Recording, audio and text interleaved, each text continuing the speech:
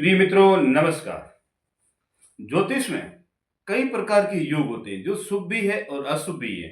तो उन्हीं योगों में से हम एक योग लेकर के आए हैं, दरिद्र योग, अर्थात गरीबी का योग। ज्योतिष शास्त्र में ऐसा क्या योग होता है कि व्यक्ति खूब कमाता है, खूब तरक्की करना चाहता है, लेकिन फिर भी गरीबी उसका पीछा नहीं छोड़ती है। तो ऐसे में ज्योतिष में क्या इसके बारे में बताया गया है। ज्योतिष में जब भी व्यक्ति की जन्म कुंडली खोलकर देखी जाती है तो उसमें से व्यक्ति के अमीर और गरीब होने के योग भी देखा जाता है कि व्यक्ति अपने जीवन में खूब धन कमाता है, लेकिन फिर भी गरीबी उसका पीछा नहीं छोड़ पाती है। जितना कमाता है उसका दुगना उससे खर्च हो पाता है। तो ऐसे में उस व्यक्ति की कुंडली क्या बताती है? क्या व्यक्ति के पास धन टिक क्यों नहीं पाता है? इसके पीछे ज्योतिष क्या तर्क देता है? तो इन्हीं योगों में से हम एक योग लेकर आए हैं, दरिद्र योग, जिसे हम गरीब का योग भी कहते हैं। तो ज्योतिष में इसे देखने के लिए क्या ज्योतिष कुंडली के अंदर बताया गया है? मैं आपको कुंडली का उदाहरण भी दूंगा और एक मौखिक रूप से, सांकेतिक रूप से मैं आपको समझा रहा हूं कि ऐसे में जब भी कुंडली का विश्लेषण किया जाता है कि व्यक्ति अमीर होगा या गरीब, तो ऐसे में हम व्यक्ति की जन्म कुंडली के एकादश भाव यानी कि 11वां जो घर होता है जन्म कुंडली का, वो आय का यानी धन का, लाभ का घर होता है। तो लाभ होना चाहिए वो एकादश भाव में देखा जाता है। व्यक्ति कहीं से भी धन कमा रहा है, अगर एकादश का भाव का स्वामी कहीं कमजोर है या फिर शत्रु द्वारा पीड़ित है या फिर एकादश का भाव का स्वामी छठे, आठवें, 12वें घर में है, तो हम कह सकते हैं कि व्यक्ति कितना भी कमाए, उस व्यक्ति के पास धन का हमेशा अभाव ही बना रहता है। इसके अलावा और भी कई योग होते हैं जो गरीबी के कारण का योग बनते हैं। तो उनमें से हम एक केंद्रुम योग के बारे में भी आपको एक वीडियो बनाकर मैंने बताया था। थोड़ा सी मैं आपको यहाँ जिक्र करना चाहता हूँ।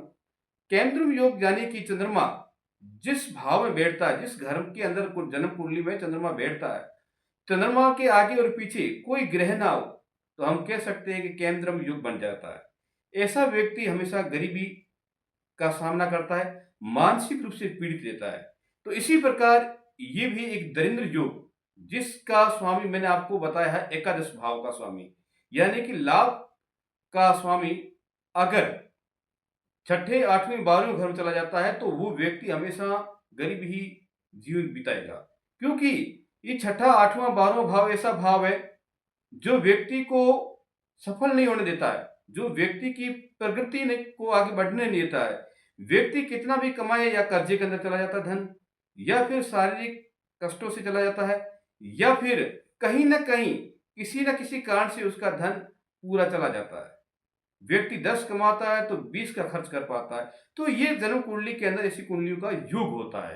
तो मैं आपको एक उदाहरण के रूप में समझा रहा हूँ, जो कि मैं उदाहरण के द्वारा आपको बताऊंगा कि मैंने एक जो कुंडली तैयार की है वो सिंह लगन की कुंडली है। सिंह लगन की कुंडली के आधार पर मैं आपको बता रहा हूँ किस प्रकार ग्रहों का योग बनने से व्यक्ति गरीबी का सामना करता है। अब सिंह लगन से हम एकादश भाव पर जाएंगे तो एकादश भाव आएगा यानी कि मिथुन राशि आती है। सिंह लगन से गिन करके हम एकादश भाव पर जाते हैं तो वहां पर मिथुन राशि आती है, और मिथुन राशि का जो स्वामी है वो बुध है। अगर बुध छठे, आठवें या 12वें भाव चला जाता है तो व्यक्ति निश्चित रूप से गरीबी का सामना करता है। व्यक्ति आगे नहीं बढ़ पाता है, कितना भी करे, कितने भी कमाने की कोशिश करे, पूरा पूरा कितना भी वो अपनी मेहनत पूरी दर्ज कर ले, लेकिन फिर भी वो हमेशा आर्थिक स्थिति से कमजोर ही रहता है। तो मैं कुंडली के द्वारा आपको बता रहा हूं।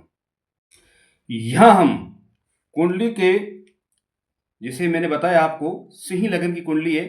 अब सिंह लगन हमने एक कुंडली बनाई है, तो आप देख रहे हो ये सिंह लगन है।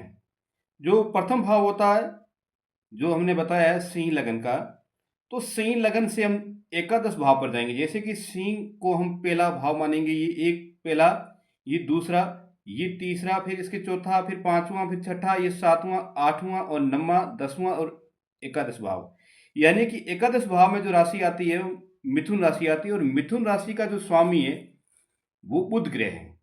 अब बुध छठे भाव में, आठवें भाव में या 12वें भाव में जाता है, यानी कि बुध का छठे भाव के अंदर या 8वें भाव में या 12वें भाव में होना ही दरिंद्र योग का कारण बनता है।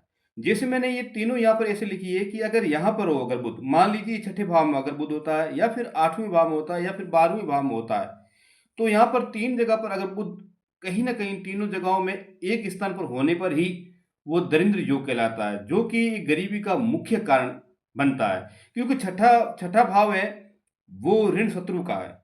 यहाँ बुध का होना व्यक्ति को ऋण से ग्रस्त कर देता है। व्यक्ति ऋणों से राहत नहीं पा सकता है। कितना भी व्यक्ति कमाने की कोशिश करे, यहाँ ऋण से वो दबा रहता है। इसी प्रकार 8वां है, तो वहाँ पर शारीरिक रूप से कई कष्टें आने शुरू हो जाती है। फिर 12वां भाव है, तो यहाँ हॉस्पिटल वगैरह या कहीं आजीवन कारावास या फिर जेल वगैरह कुछ न कुछ मान लो उसके जीवन के अंदर ऐसी घटनाएँ घटती रहती है, जिसके कारण से व्यक्ति धन के धन के बिना कई परेशानियों का सामना करता है। यानी कि वो धन कमाने की जितनी भी कोशिश करता है, उससे उसको सफलताएँ नहीं मिलती है। तो इसका मुख्य कारण है कुंडली के अंदर दरिद्र योग का निर्माण होना।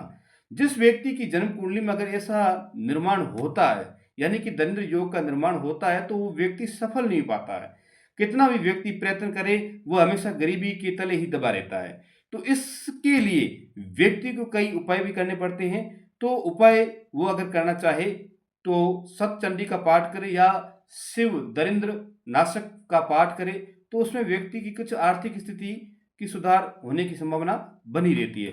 तो इस प्रकार जन्म कुंडली के अंदर हम दरिद्र योग का निर्माण देखते हैं, यानी कि दरिद्र योग का जो बन गया योग, उसका इस प्रकार ज्योतिष में बताया जाता है। तो यहाँ पर मैंने आपको केवल समझाने के लिए ही एक दरिद्र योग की कुंडली बना करके आपको बताई है कि इस प्रकार से जन्म कुंडली के अंदर ग्रहों का बैठना या ऐसा योग होने से ही व्यक्ति आर्थिक स्थिति से हमेशा दुखी रहता है, कि आर्थिक स्थिति उसकी मजबूत नहीं रहती है, जिसके कारण से व्यक्ति हमेशा गरीबी में बना रहता है। तो ये इसकी जन्म कुंडली में ऐसा योग होता है।